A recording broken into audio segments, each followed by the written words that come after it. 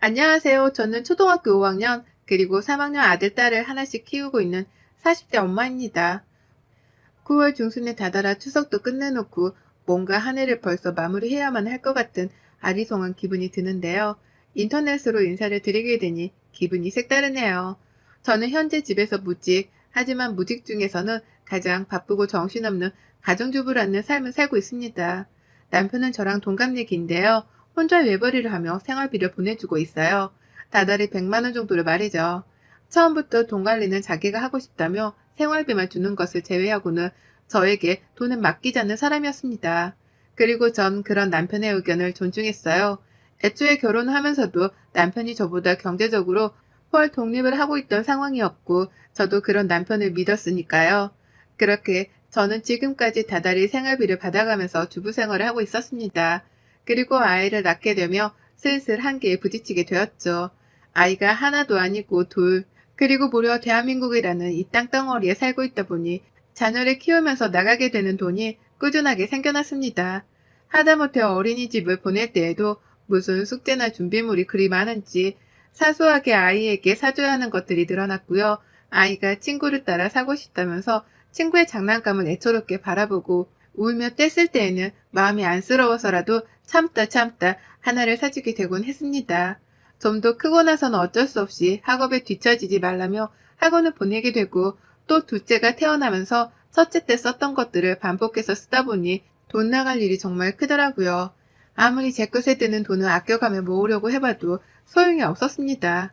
들어오는 돈은 매달 한정이 되어 있는데 나가야 할 돈들은 꾸준하게 커갔으니 중간에서 제 똥줄만 타들어가는 중이었죠. 사실 남편은 처음부터 100만 원을 준 것도 아니었어요. 아이를 낳기 전에는 70만 원으로 두 사람의 생활비를 충당하라며 거대한 임무를 맡기는 듯 쥐어줬었답니다. 그때는 뭣도 모르고 그 돈으로 살 수 있다며 부부의 핸드폰 요금에 공과금, 그리고 식비의 관리세, 이것저것 그 많은 지출을 감당해내려 했어요. 지금 생각해보면 똥줄이 타는 듯한 기분은 그때부터 서서히 느끼기 시작했던 것 같네요. 그러다 결국 아이를 낳고서는 도저히 생활비만으로 아이 기저귀 하나조차 사기가 버겁다고 애원을 해서 겨우 100만 원을 받아내기 시작했고요. 천만 다행이었던 것은 남편이 적어도 월급만큼은 큼지막하게 벌어온다는 것이었습니다. 제가 알기로는 세후 600만 원 정도를 받고 있고요. 그 덕에 급한 일이나 큰일이 있을 때에는 남편을 믿고 돈 문제를 해결할 수 있었습니다. 그래봤자 장례식 부조금이라든지 친인척 결혼식 축의금이 대다수였지만요. 나름 여유있게 돈을 벌어오고 있는 사람이었고 저희가 자식이 줄줄이 딸린 집도 아닌 딱 적당한 4인 가정이었는데 남편은 뭐가 그리 불안하고 또 미덥지 못한 건지 돈 100만 원을 제외하고는 저에게 한 푼 주는 것조차 아까워했어요. 아이들이 치킨 먹자고 하는 그 값조차 아까워하는 사람이었으니 쪼잔하다고 보기에도 충분했답니다. 그렇다고 빚이 있는 것도 아닌데 남편은 뭐에 꼭 허덕이는 사람 마냥 꼭 돈을 갚아야 하는 사람 마냥 10,000원 한 장 쓰는 것도 짜증을 내곤 했어요. 곁에서 함께 사는 가족들은 당연하듯이 남편의 눈치를 보고 살 수밖에 없었답니다. 애들은 무슨 죄냐고요. 아직 초등학생밖에 되질 않았는데도 밖에 같이 장을 보러 마트에 가면 몇천 원짜리 하나에도 엄마, 아빠가 이거 싫어하는 것 같아 라고 하면서 사지를 못하게 한답니다. 친구 녀석이 군것질을 하는 것도 그냥 보고만 있다가 저한테 딱 걸려서 제가 마음이 미어지는 바람에 애를 붙잡고 분식집 안에 들어가 한바탕 분식을 먹인 적도 있었어요. 남편한테 전부 다 말해본 적은 없지만 저 혼자 애들을 생각하면 마음이 아파 돈을 펑펑 쓰고 자책을 했던 적이 한두 번이 아니었답니다. 그리고 이런 문제 덩어리 같은 남편의 모습은 시어머니한테서도 똑같이 보였죠. 네, 바로 저희 남편이 시어머니를 빼다 닮았던 겁니다. 시어머니는요, 남편에게 전략정신을 강요하다 못해 어릴 적부터 아주 주입식으로 집어넣어 교육을 시킨 그 장본인이세요. 시아버지께서 공무원이셨는데 나라 돈으로 받은 월급을 허투루 쓰면 안 된다면서 그 시절부터 미니멀 살림을 하셨다고 하더라고요. 뭐 틀린 말은 아니었죠. 나라 돈으로 받는 월급이니 이왕이면 전략해서 좋은 곳에 필요한 곳에 쓰는 게 잘못된 생각은 아니었으니까요. 하지만 그 정도가 지나친 건 분명했습니다. 제가 시집을 오면서 뵌 어머님의 모습은 아직도 잊혀지지가 않아요. 밥 먹다가 밥풀 조그마한 뭉텅이 하나를 실수로 밥상 위에 떨어뜨렸는데 그걸 가지고 앞에서 얘가 이 아까운 걸 라고 소리를 치면서 바로 집어다가 자기 입으로 집어 넣어버리더라고요. 겨우 밥 하나 가지고 혼이 났던 날이었습니다. 그 후로도 국 먹다 국물 한 방울 흘린 걸로 소리를 질렀고 밥그릇 안에 밥알 하나부터 남겨놓은 걸 가지고도 밥 아까운 줄을 모른다며 한참을 혼내셨어요. 며느리로 이상한 애가 들어왔다고 하시면서 말이죠. 그때부터 지레짐작은 했습니다. 처음엔 먹는 걸로 그냥 굉장히 까탈스러운 분이신 줄 알았는데 이제 보니 전략하는 게 몸에 완전히 배어 작은 낭비에도 민감해하는 것이라는 걸 말이죠. 그걸 알고 나서 보아하니 어머님은 정말 저 같은 평범한 사람이 감당하기에는 힘든 점이 너무 많았네요. 남편도 남편이었지만 그만큼 존재감이 크셨던 어머님도 만만치 않으셨어요. 같은 서울 땅에 살면서 자주 만나며 사는 건 아니었지만 어머님이 저희 애들을 보고 싶다고 자주 찾으셔서 주부인 제가 가끔씩 애들을 데리고 시댁에 가곤 했습니다. 그럴 때마다 전 어머님께 당연하듯이 그 한 주 혹은 몇 주간의 생활비 내역들을 검토받아야 했어요. 못 보고 지낸 사이에 어디다가 큰돈을 썼는지, 그간의 생활비는 어떻게 관리를 하고 쓰며 살았는지에 대해서 자잘한 것까지 다 하나하나 캐물어 보셨기 때문입니다. 얘들은 아빠한테서 돈 때문에 눈치를 보는 것도 모자라 할머니 집에 와서도 할머니한테 혼이 나는 중인 엄마의 모습을 봐야 했고요. 저는 쩔쩔매면서 그간에 돈 쓴 것들, 애들 학원비며 간식비 등 사소한 것들까지도 시어머니께 말씀을 드렸어요. 이걸 원하신 건지는 모르겠으나 제가 그렇게 다 말씀을 드리고 나면 그제서야 어머님은 그래 이번에도 수고했다 나가 라고 하시면서 만족하다는 듯 고개를 끄덕이셨고요.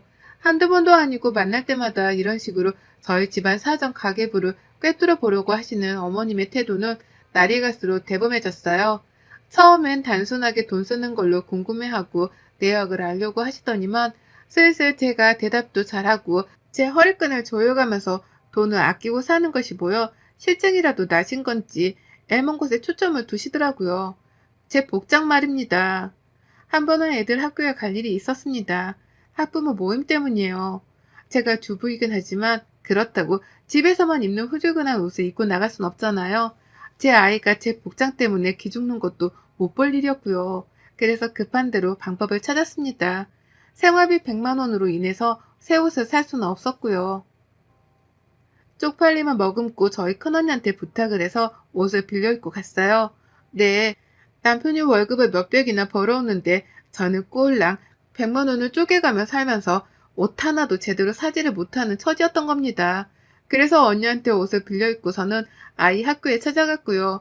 그런데 시어머니는 그걸로 제가 새 옷을 산 줄 알았다며 저를 보자마자 옷을 한 줌 손으로 꼬집어 당기며 말씀하셨어요. 너 이거 새로 산 거니? 네가 무슨 돈이 있다고? 라고 말했죠. 옷을 샀으면 돈이 있었으니 샀을 것인데 어머님은 그걸로 다 큰 성인인 저한테 무슨 돈으로 샀는지를 물으셨습니다. 정말 이런 식의 질문이 너무 불쾌하고 듣기 거북스러웠지만 매번 저를 볼 때마다 물으시는 게 돈, 그놈의 돈 얘기뿐이었는지라 화딱지가 날 죽을 지경이었어요. 언니 옷 하나 빌려 있는 걸로도 딴지를 거는 분이셨는데 다른 일은 오죽했을까요? 매번 시어머니한테서는 돈 얘기밖에 듣지를 못했고 그 돈 얘기마저도 늘 단속을 하기 위해 건네는 질문이었던지라 취조를 당하는 기분이 드는 건 피할 수 없었답니다. 돈을 적게 주는 남편에게 하소연을 해보며 생활비를 늘려달라고 부탁도 해봤고요. 시어머니 앞에서 애 둘을 키우며 100만 원으로 버티는 건 너무 힘들고 괴로운 일이라며 속마음을 털어놓으려 시동도 걸어봤어요. 새 옷을 산 지도 너무 오래되었고 하다못해 이 어린애들도 밖에 나가면 돈 쓰는 걸로 부모 눈치에 친구 눈치를 본다면서 안타까운 많은 소리도 뱉어내며 동정을 사고자 했습니다. 누구 눈에는 비굴해 보였을지 몰라도 제 입장에서는 독하기만 한 남편과 시어머니를 상대하기 위해서 이 방법이 최선이었어요. 하지만 이렇게 말을 꺼내도 소용없었어요. 아무도 제 말에 귀를 기울이려고 하지를 않았거든요. 돈 100만 원이 모자라다고 투정을 부리는 날에는 더 허리를 졸라서 아껴 쓰라는 대답만이 돌아왔습니다. 새 옷을 사지 못했다고 투정을 하면 밖에 나가 남자라도 만나려 하는 거냐면서 주제와는 상관없는 말로 저를 모욕하려 했어요. 환장을 노릇이었죠.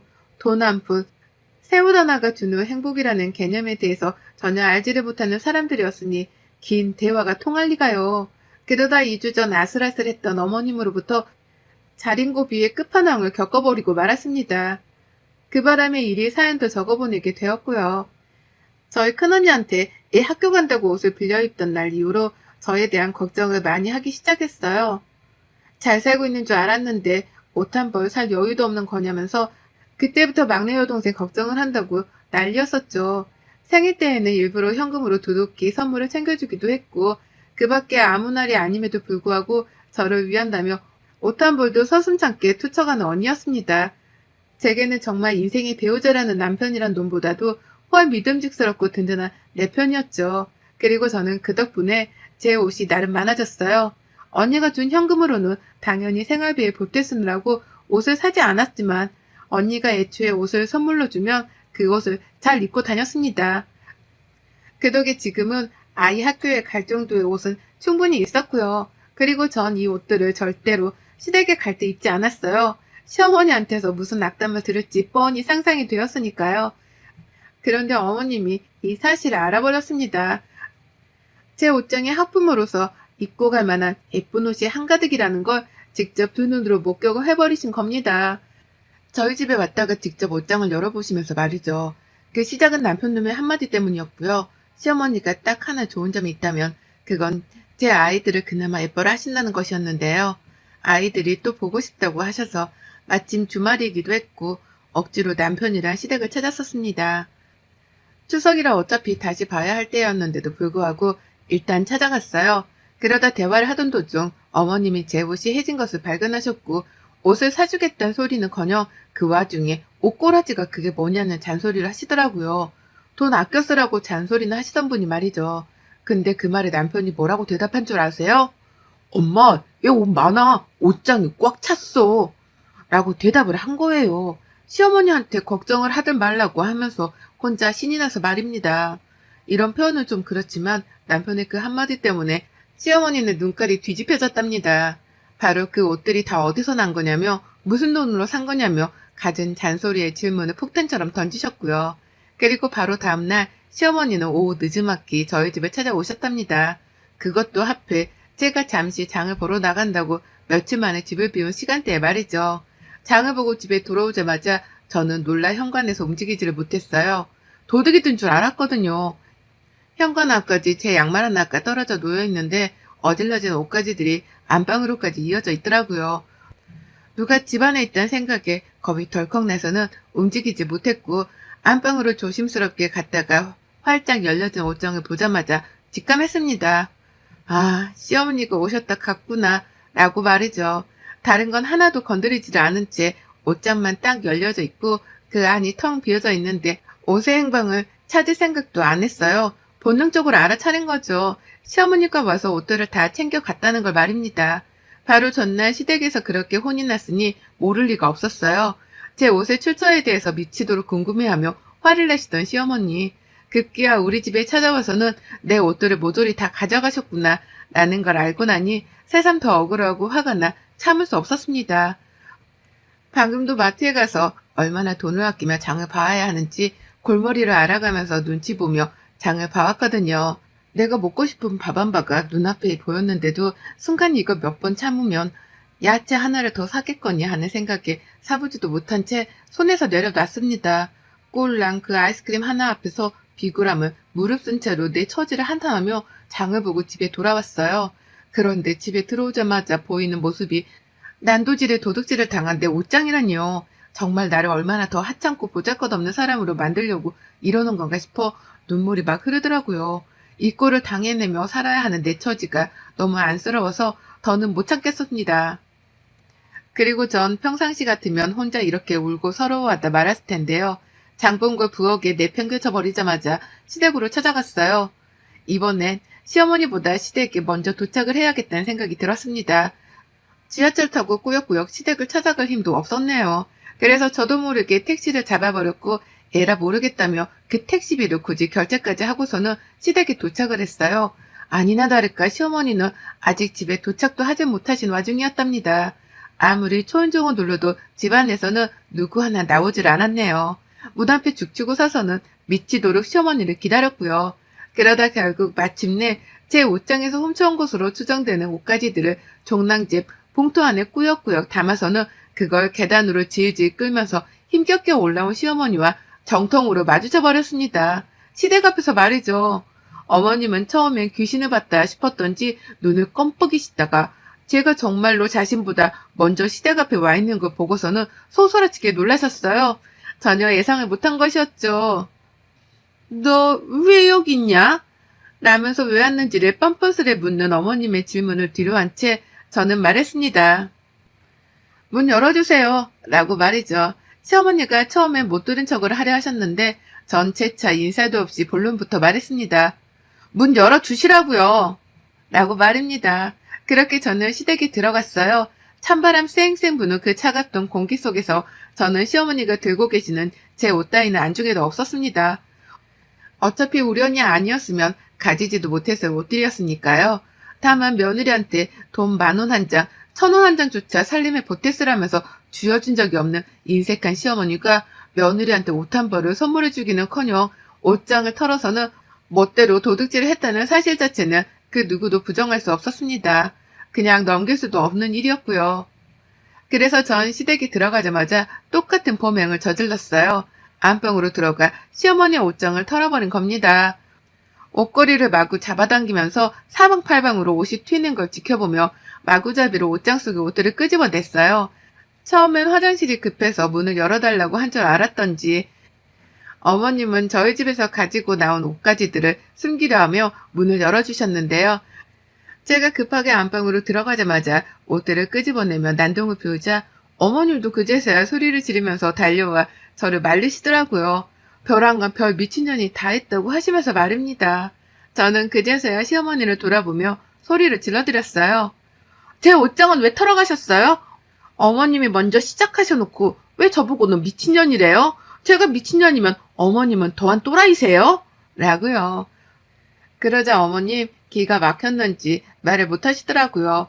그도 그럴 것이 본인이 제 옷장을 먼저 털어간 것이 사실이었기에 대꾸를 못한 겁니다. 그저 그 순간의 위기를 모면해야겠다 싶었던지 헛소리를 늘여놓기 시작하셨죠. 아니 내가 가뜩이나 니들 생활비가 쪼달린다고 하길래 도와주려고 그랬지. 이 옷들 다 팔아서 당근마켓에 내다 팔면 돈이 얼마냐. 푼돈이라도 그렇게 만들어서 생활비에 보탰어야지. 내가 그걸 가르쳐 주려고 한 거지. 이따 말하려고 했어. 이건 훔친 게 아니라 내가 잠깐 빌린 거야. 라고 말입니다. 멋대로 주인 허락도 없이 옷을 훔쳐서는 그걸 다 중고마켓에 올려서는 남한테 팔려고 했다는 겁니다. 저한테서 훔쳐가선 남한테 주려고 했으면서 이걸 빌려간 거라고 표현하시더라고요. 절로 기가 막혀 온 숨구멍에서 거친 숨들이 튀어나왔습니다.